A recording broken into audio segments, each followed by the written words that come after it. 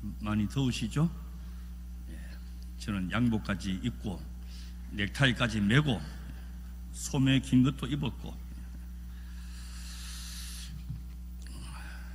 이 로마서 좀 지겹지요? 안 지겨워요?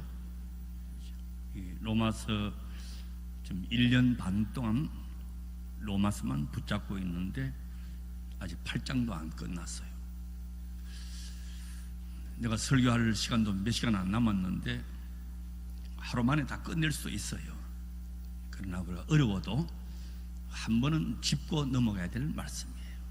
오늘도 이게 참 어려운 내용이에요. 그렇다 생각하시고 집중하시면 좋을 것 같아요. 자, 하나님의 자녀가 된 우리들, 세상의 여러 가지 경험을 하게 되죠. 이게 내가 원하는 일이든지 원하지 않던 일이든지 경험을 하는데, 그러나 하나님께서 나를 인도하시고 간섭하시고 복된 길로 이끄신다, 이걸 우리가 인정을 해야 돼요. 28절에 두 가지를 말씀하시는데, 우리가 알거니와, 하나는 하나님을 사랑하는 자, 두 번째는 그 뜻대로 부르심을 입은 자. 그리고 28절 말씀 다 조화하잖아요. 자, 이 두 가지가 서로 이제 조화가 되는데, 하나님께서 사랑하시니까 부르신 것이고, 또 부르심을 받았다고 하는 것은 또한 하나님의 사랑을 받았다 하는 것이에요. 안 사랑하는데 왜 불렀겠어요? 우리가 이렇게 쉽게 단정해서 말하면 그냥 쉬운데, 자, 이걸 조금 더 깊이 생각해 보면 심각한 고민이 여기에 있어요. 그 뒤에 말씀을 보면 미리라는 말이 몇 번 나와요. 미리 아셨다, 미리 부르셨다, 미리 택하셨다, 그래요. 하나님이 그 뜻대로 부르셨다고 할 때에 하나님의 절대 주권은 우리가 인정하는데, 그렇게 되면 우리의 자유의지가 약화되는 것이고, 또 인간의 자유의지를 강조하게 되면 또 하나님의 절대 주권을 또 제한받는 것이고, 여기에 갈등이 있는 거예요. 참 어려워요. 하나님의 절대 주권을 강조하는 것이 우리 장로교회는 칼빈주의라 그러잖아요. 칼빈의 그 신학과 신앙을 따른 시 장로교회인데, 하나님의 절대 주권, 미리 아셨다, 미리 부르셨다, 미리 택하셨다, 이걸 이제 예정론이라 그렇게 말하는데, 우리 장로교회는 이제 칼빈주의 교회이죠. 그러면 하나님의 예정과 전지전능하심을 높일수록 인간이 자기 할 바, 또 자기의 책임의 한계, 노력의 한계는 무시할 수 있는 경향이 있다는 것이. 자, 예를 들면 하나님이 선악과를 왜 만들었느냐? 하나님이 선악과를 만들어 놓으시고 인간이 먹고 죄 지을 줄을 모르셨느냐? 아셨으면 미리 막아야지. 그런 우리가 질문을 많이 할 수가 있어요.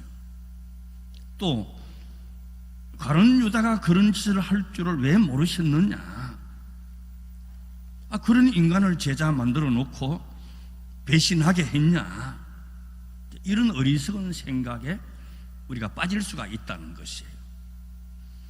그러나 성경에서 하나님이 택하시고 부르셨다고 하는 것은 그 애정, 이것이 우리의 신앙을 혼란스럽게 하기 위해서 한 것이 아니라 하는 것이에요. 우리의 신앙에 도움을 주기 위해서, 하나님의 선하심을 우리를 하여금 알게 하기 위해서 만드신 것이다. 여기서 발생되는 문제, 우리의 의문에 대해서 한 두 가지만 생각해 보려고 그러는데, 자, 첫째는 전도의 문제예요.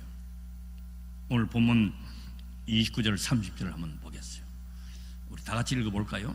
하나님이 미리 아신 자들로 또한 그 아들의 형상을 본받게 하기 위하여 미리 정하셨으니 이는 그로 많은 형제 중에서 맏아들이 되게 하려 하심이니라. 또 미리 정하신 그들을 또한 부르시고 부르신 그들을 또한 의롭다 하시고 의롭다 하신 그들을 또한 영화롭게 하셨느니라. 그랬어요. 자, 이 말씀을 따라서 미리 정하셨다, 미리라고 말이 많이 나오잖아요. 자, 이 말씀에 따라서 그러면 미리 누구를 예정했다고 한다면 아예 예정 안 하는 사람은 하나님께서 버리시로 작정한 게 아니냐 라는 생각을 가지게 된다는 것이.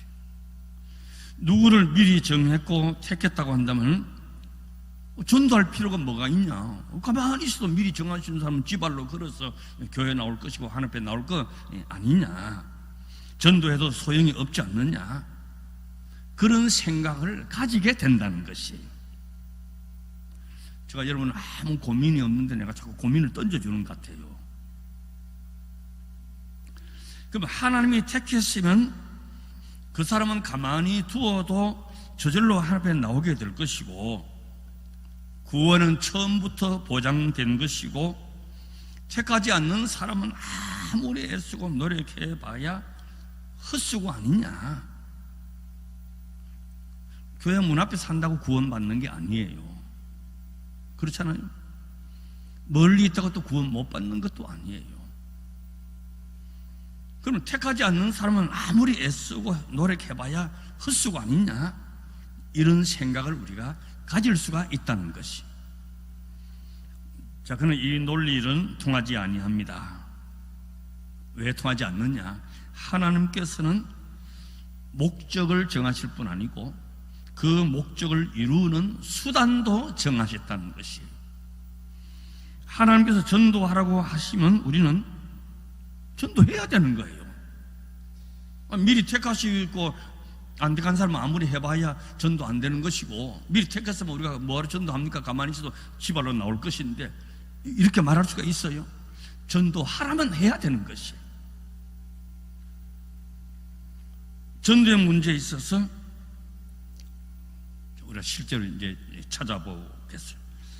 사도행전 13장 47절에서 48절을 보면 주께서 이같이 우리를 명하시되 내가 너를 이방의 빛을 삼아 너로 땅 끝까지 구원하게 하리라 하셨느니라 하니 이방인들이 듣고 기뻐하며 하나님의 말씀을 찬송하며 영생을 주시기로 작정된 자는 다 믿더라.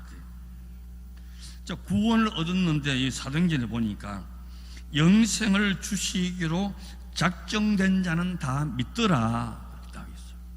이제 바울이 하신 말씀입니다만은, 자, 다시 한 번 더 찾아보면 바울이 고린도에서 전도하는데 많은 어려움을 겪죠. 환난이 있고 핍박이 있고 배고픔이 있고, 그런데도 전도에는 성과도 없고 낙심되고 고민되고 있을 때에 사도행전 18장 9절 10절을 보겠어요. 다 같이 읽어볼까요? 밤에 주께서 환상 가운데 바울에게 말씀하시되 두려워하지 말며 잠잠하지 말고 말하라. 내가 너와 함께 있음에 아무 사람도 너를 대적하여 해롭게 할 자가 없을 것이니 이는 이 성중에 내 백성이 많음이라 하시더라. 그랬어요. 이 성중에 내 백성이 많다. 아직 전도도 안 했고 전도는 고사하고 핍박만 막 그냥 받고 있는데 이 성에 택한 자가 많다는 거죠. 내 택한 백성이 많으니까 너는 잠잠하지 말고 말하라.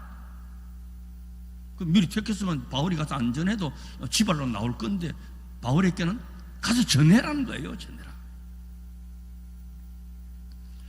분명히 전도에 관한 문제인데 예정론이 같이 도입이 되었어요. 이 성 중에 내 백성이 많다. 한 번도 전도해 본 적도 없고 복음을 전한 적이 없는데 미리 정하신 거예요. 택한 자가 있다는 것이죠.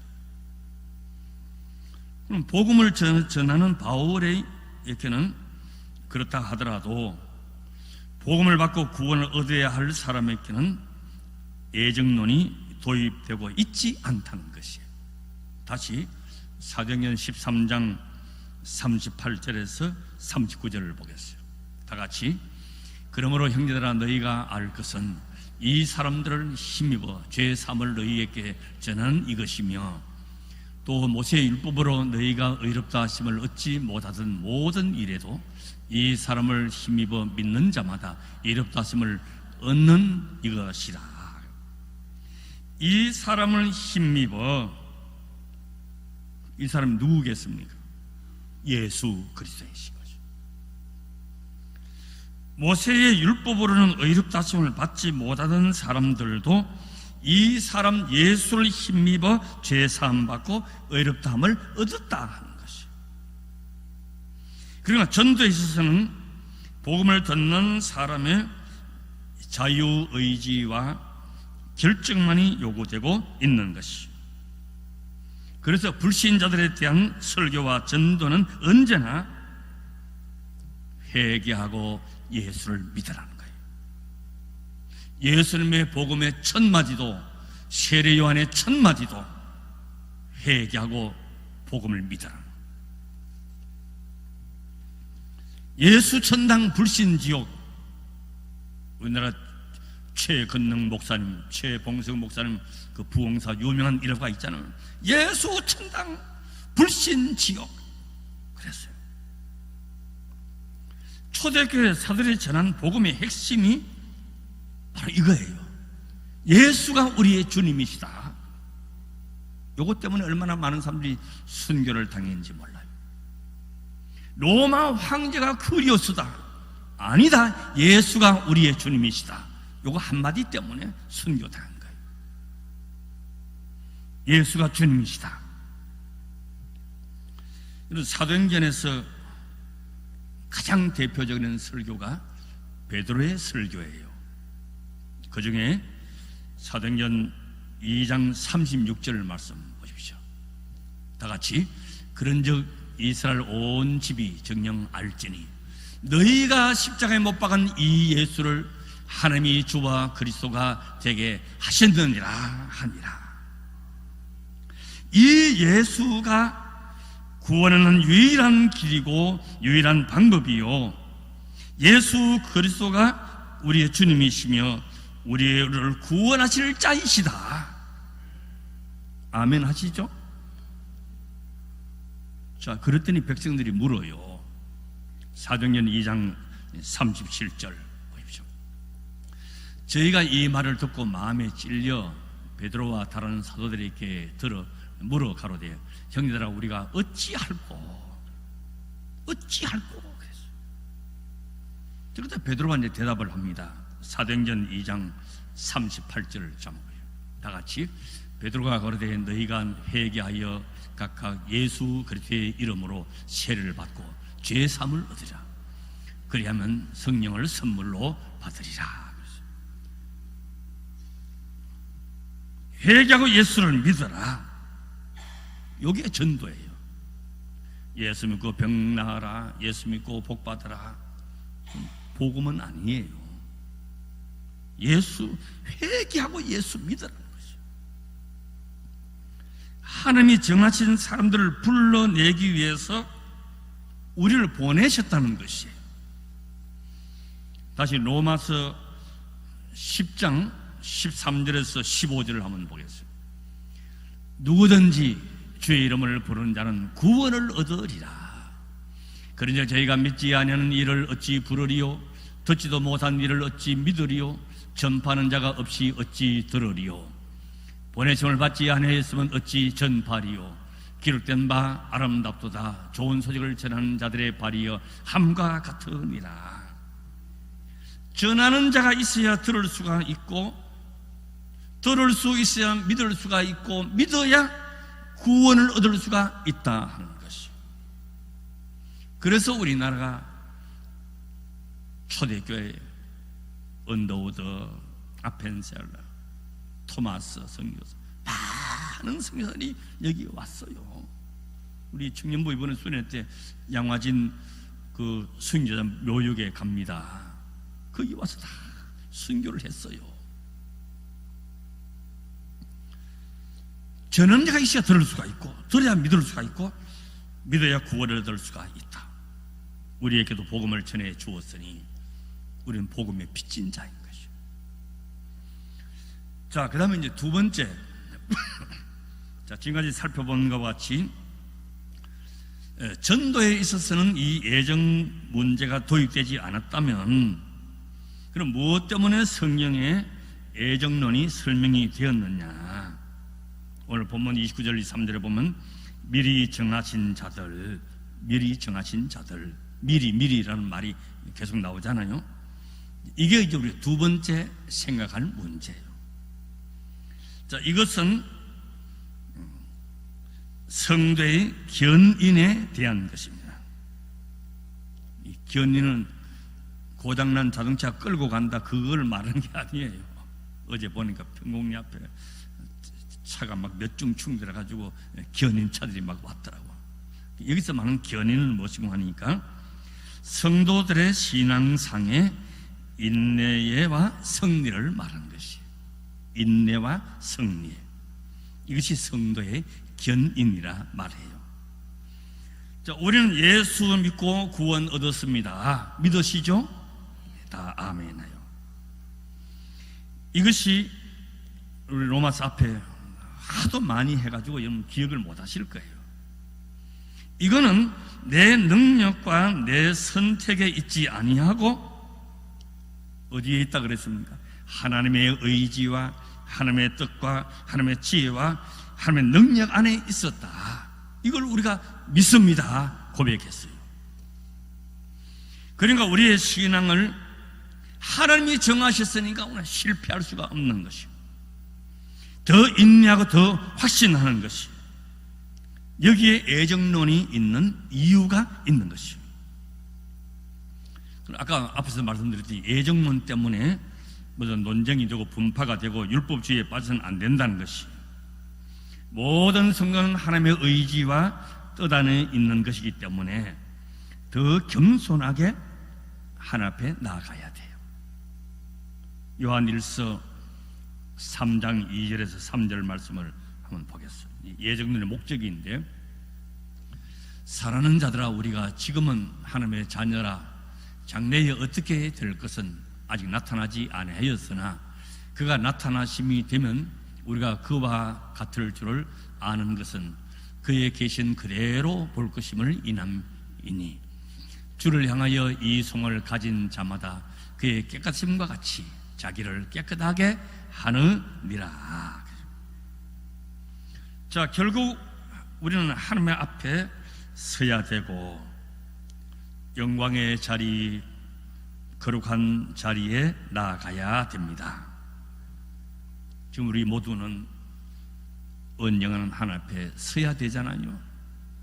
여기서 영원토록 사실 분이 아무도 없어요. 우리는 가야 돼요. 그게 목적이 어디 있느냐? 결국 하나님 앞에 서야 되고 영광의 자리, 거룩한 나라에 가야 되는 것이에요. 늘 우리는 그거를 생각을 해야 돼요. 그런 솔직히 우리 지난 주일날도 제가 장례식 갔다 왔지만은 우리 나하고는 아무 관계 없는 것처럼 오늘도 살고 있잖아요.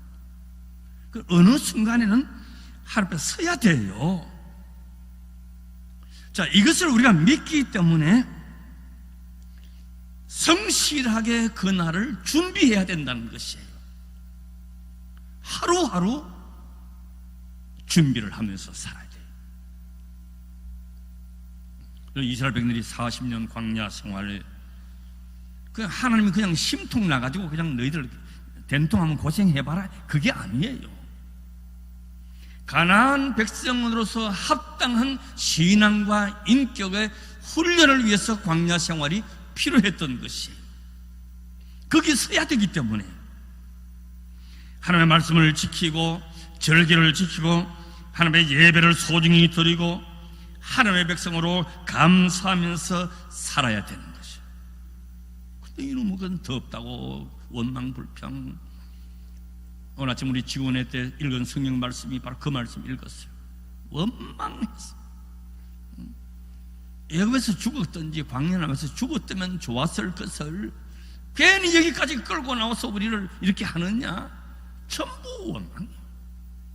배고프니까 배고프다고 원망, 또 배부르니까 감사했어요. 맨날 같은 것만 먹으니까 지겨워 죽겠다, 또 원망. 그것도 한도 없이 원망한 거예요. 다 걸러졌어요.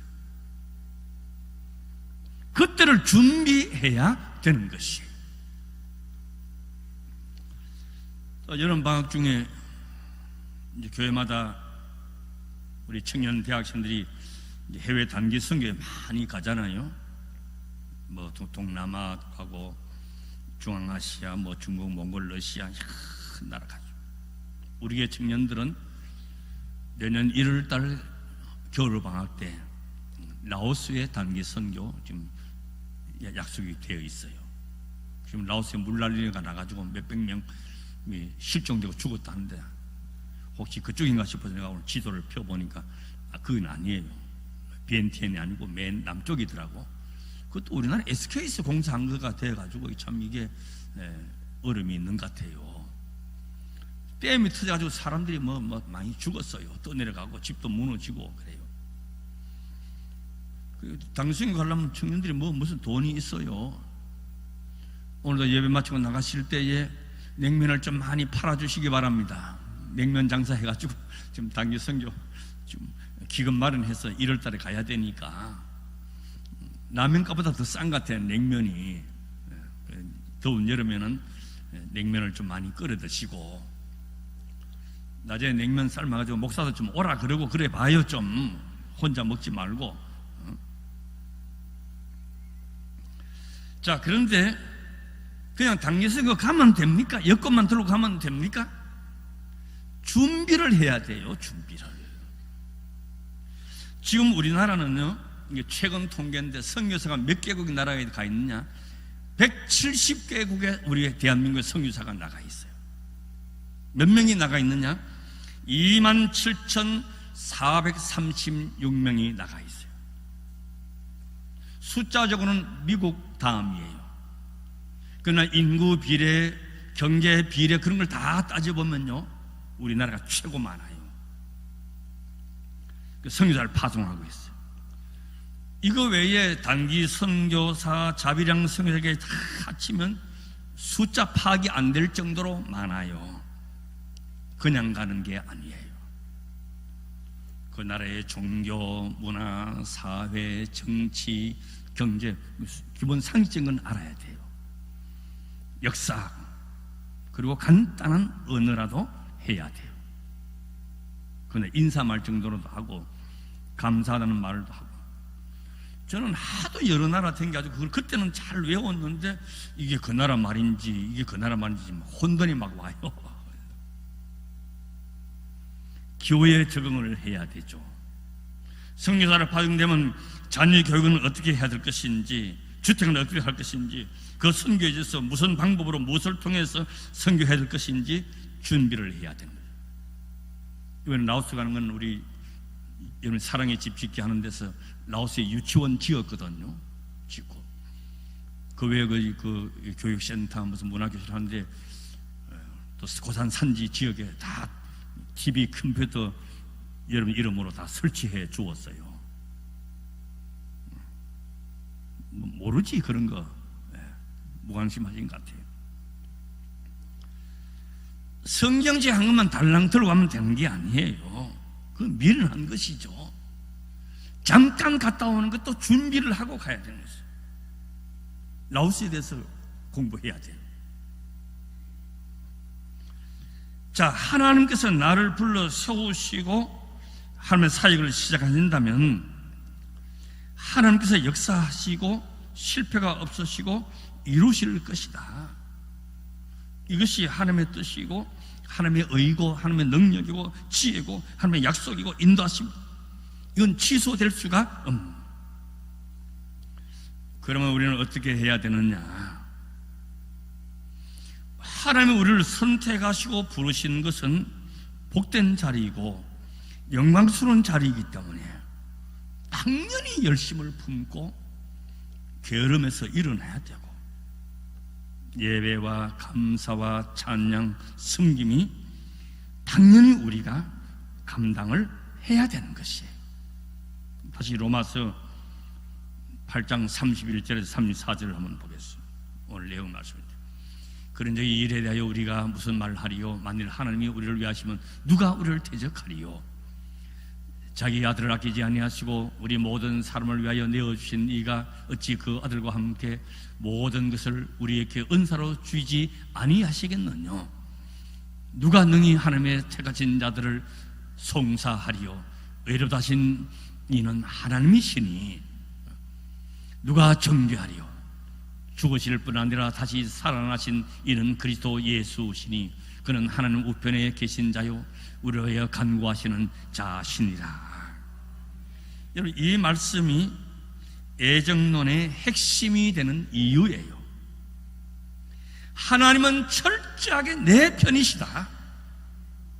나를 도우시고 나를 복된 자리에 가게 하시고 영화롭게 하시고 은혜롭게 하시고 담대하게 하시고 합력하여 선을 이루셔서 승리하게 하신다. 요 정도 아멘 가지고는 승리가 좀 어려워. 담대하게 하시고 합력하여 선을 이루게 하시며 승리하게 하신다. 이거 우리가 믿는 거예요. 그러나 예수 믿지 아니하는 불신자들에게는 오직 회개하고 예수를 믿어라 전하고 촉구해야 되는 것이에요. 나의 신앙생활에서도 일 수 있는 것이 알 수 있는 한 가지 철저하게 내 편이죠. 무엇으로 알 수 있느냐? 내가 예수 믿었던 것을 보면 알 수가 있어요. 내가 결정하고 내가 선택하고 내 발로 나온 것처럼 하지만은 하나님이 나를 택하시고 나를 불러주셨고 내가 예수 이름으로 구원을 얻었다. 주님이 이루신 것이죠. 내가 결정한 게 아니에요. 그래서 에베소 5장 8절 마지막으로 한 군데만 더 보겠습니다. 너희가 전에는 어두움이더니 이제는 주 안에서 빛이라.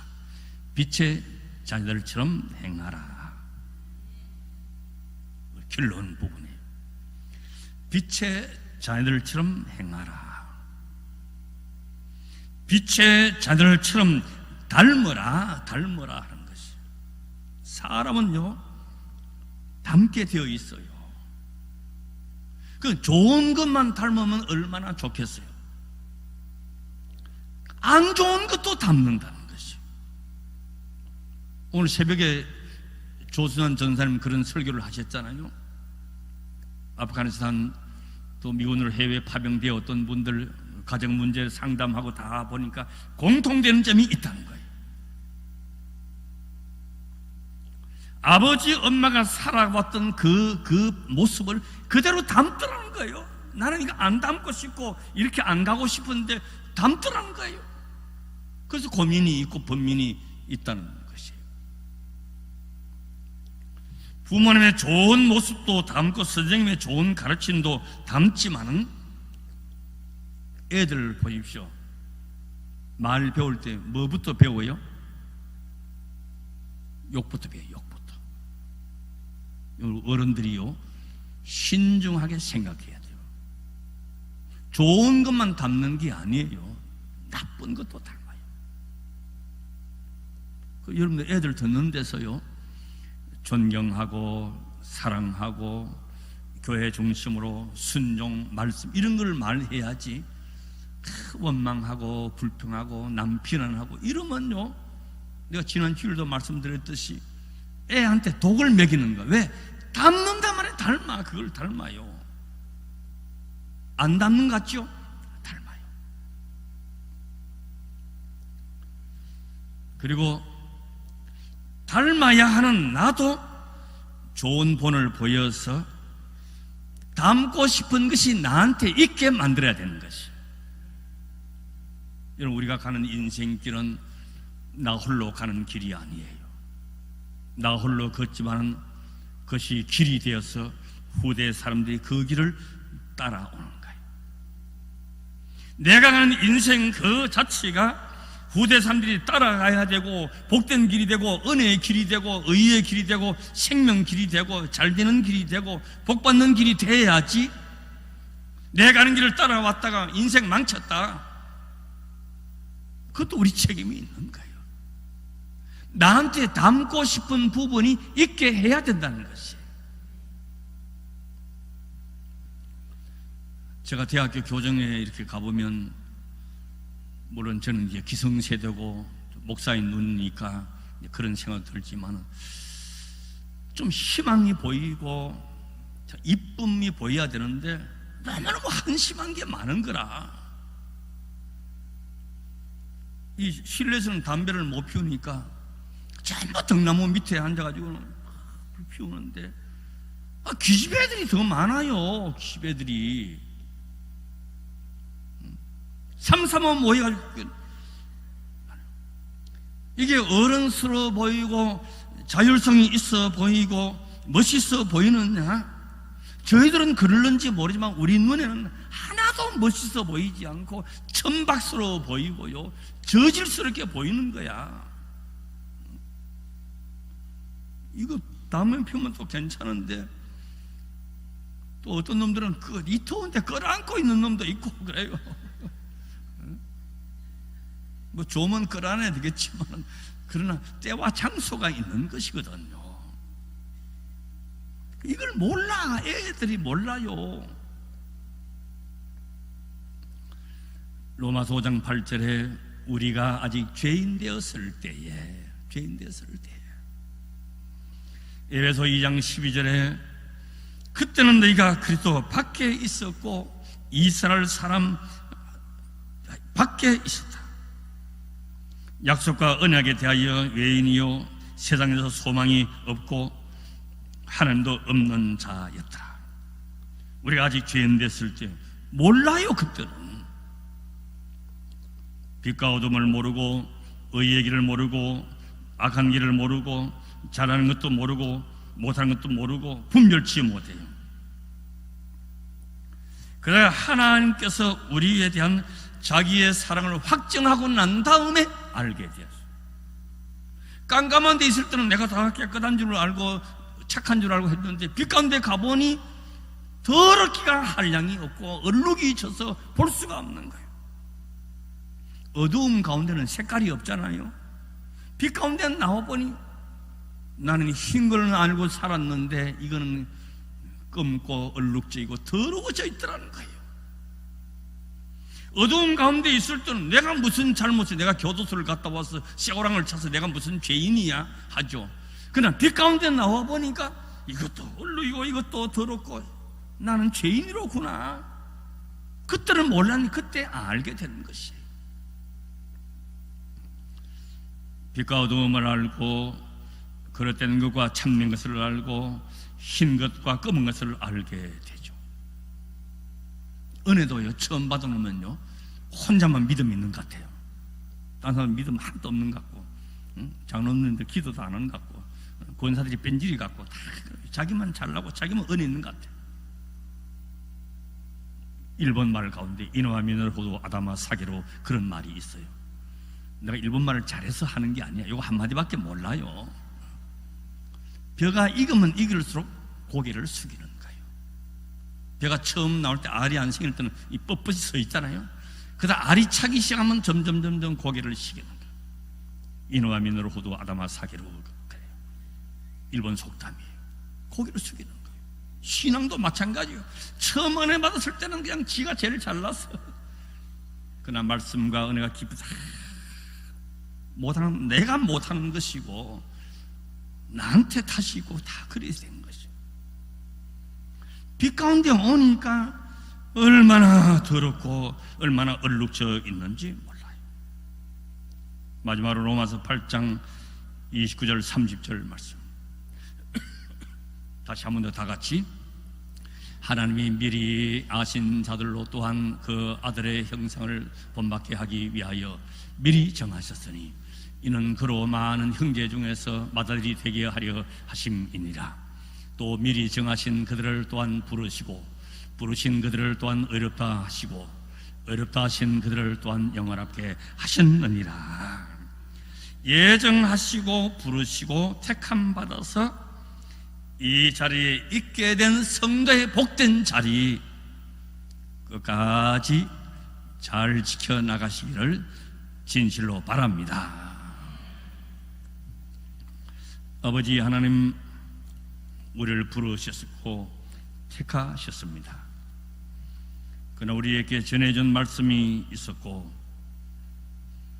우리를 하여금 깨닫게 해 주었고 우리의 발걸음이 주님을 향해서 이 자리에까지 나오게 되었습니다. 그 부르심에 응답했던 우리들이 이제 복된 길을 가게 되었사오니 빛 가운데 행하게 하시고 본받을 것이 있게 하여 주옵시고 잘 익은 벼와 같이 고개를 숙이고 또 숙여서 겸손과 순종으로 주님 앞에 나아가게 하여 주시옵소서. 예수님의 이름으로 기도드리옵나이다. 아멘.